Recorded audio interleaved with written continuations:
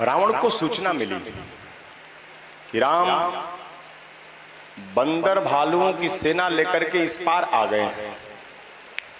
रावण ने मानसिक युद्ध प्रारंभ किया। मानसिक युद्ध कैसे? शत्रु उसके शीश पर चढ़ के आ गया और वो अपने रंग भवन में चला गया और रंग भवन में जाकर के मंदोदरी के साथ बैठ करके नृत्य देखने लगा, किन्नरों का नृत्य देखने लगा। मंदोदरी ने जो कर्णफूल पहना था वो कर्णफूल चंद्रमा की तरह चमक रहा था, रावण का मुकुट सूर्य की तरह चमक रहा था। सभी लोगों ने देखा कि रात के समय सूर्य चमक रहा है और सूर्य भी चमक रहा है, चंद्र भी चमक रहा है, ये कैसी माया है, ये रावण क्या कर रहा है? लंका में विभीषण जी ने बताया कि वो कुछ नहीं कर रहा, वो नृत्य देख रहा है। कहा गिरी, अरे हम सब शत्रु बनकर के उसके दरवाजे पर चढ़ करके आ गए, लंका में आ गए, समुद्र पार करके, और रावण राग रंग में डूबा हुआ है।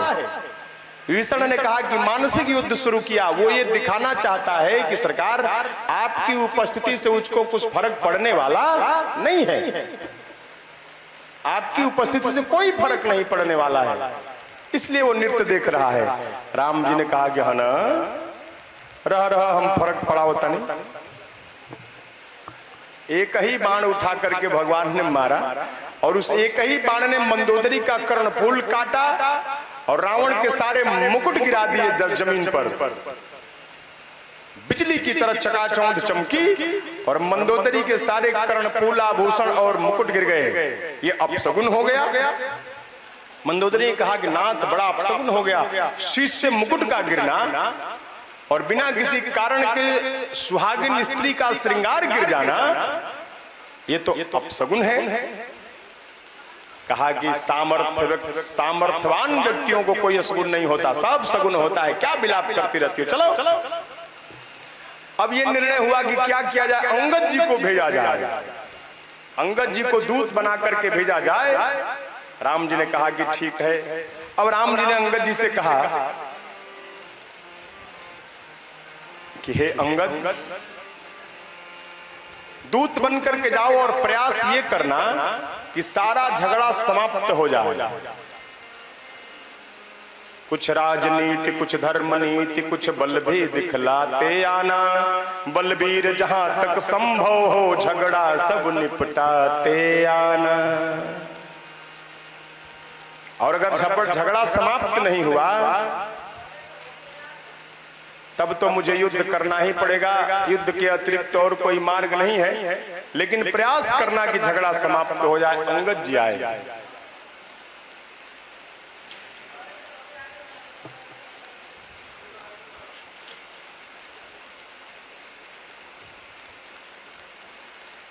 अंगद जी आए और जिस तरह से हनुमान जी से रावण ने पूछा था उस तरह से अंगद जी से भी पूछ रहा है कि कह दस कंठ कमनते बंदर।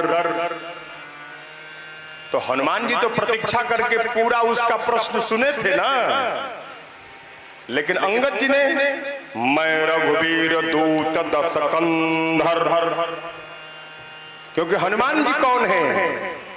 हनुमान जी संत हैं और अंगद जी कौन है? अंगद जी सिपाही हैं। हनुमान जी संत हैं, तो संत आए तो संत के साथ तुमने जैसा व्यवहार किया संत ने भी वैसा किया। अब तक तुमने भारत का शील देखा है, अब भारत का शौर्य देखोगे।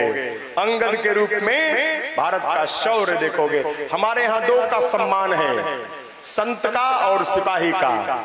संत भी इस देश की रक्षा करते हैं और सिपाही भी इस देश की रक्षा करते हैं। तो संत शास्त्र से इस देश की रक्षा करते हैं और सिपाही शस्त्र से इस देश की रक्षा करते हैं। और कुछ कुछ ऐसे भी संत होते हैं, कुछ ऐसे भी संत होते हैं जो एक हाथ में शास्त्र रखते हैं और एक हाथ में शस्त्र रखते हैं। जैसे भगवान परशुराम एक हाथ में शास्त्र भी रखते हैं, एक हाथ में शस्त्र भी रखते हैं। जब अवसर आता है शास्त्र से समझाते हैं, जब अवसर आता है शस्त्र से समझाते हैं। तो अब तक अंगद ने कहा कि अब तक हनुमान जी के रूप में तुमने भारत की साधुता को देखा है, अब अंगद के रूप में भारत के शौर्य को देखोगे।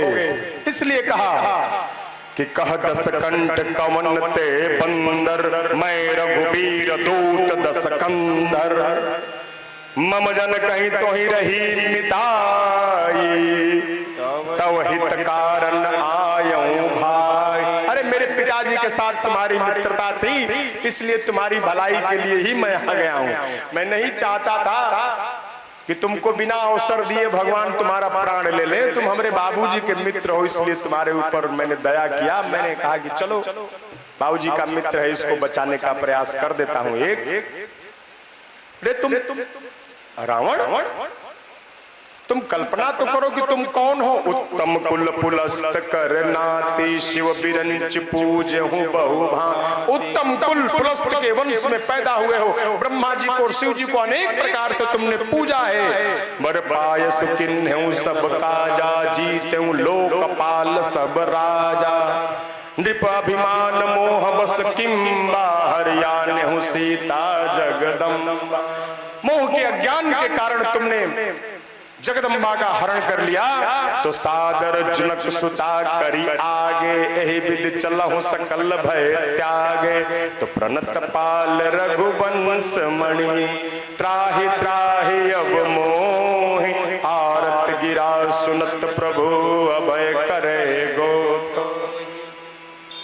अंगद जी समझाते हैं। अब जब सब कुछ बताया तब रावण ने कहा,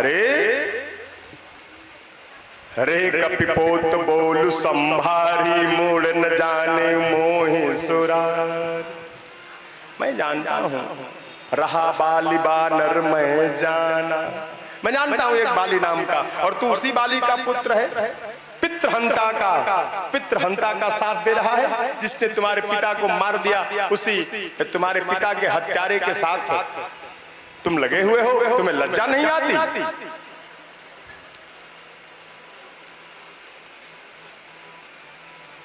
अंगद रावण संवाद इसी तरह चलते चलते चलते चलते शौर्य की पराकाष्ठा पर पहुंचा। रावण अपने बल का विस्तार का वर्णन करने लगा। मैं इतना बली हूं, मैंने ये किया, मैंने ये किया। मेरा पुत्र इंद्रजीत है, मेरा पुत्र स्वर्गजीत है, तीनों लोकों में मेरी सत्ता है। मैं जब देखता हूं तो सूर्य के रथ, सूर्य के घोड़े अपना मार्ग बदल देते हैं। मुझ में उतनी शक्ति है, इतना सामर्थ्य है। अंगद जी ने कहा कि अच्छा, अपने बल का इतना बखान कर रहे हो, तो मैं अपना एक पांव रख दे रहा हूं, एक पांव रख दे रहा हूं। अगर तुम्हारे अंदर शक्ति है तो मेरे पांव को उठा दो। अगर मेरा पांव अपने जगह से हिला भी दोगे तो मैं माता जानकी को हार के चला जाऊंगा। केवल पांव हिला दोगे तो माता जानकी को हारूंगा और हार के चला जाऊंगा।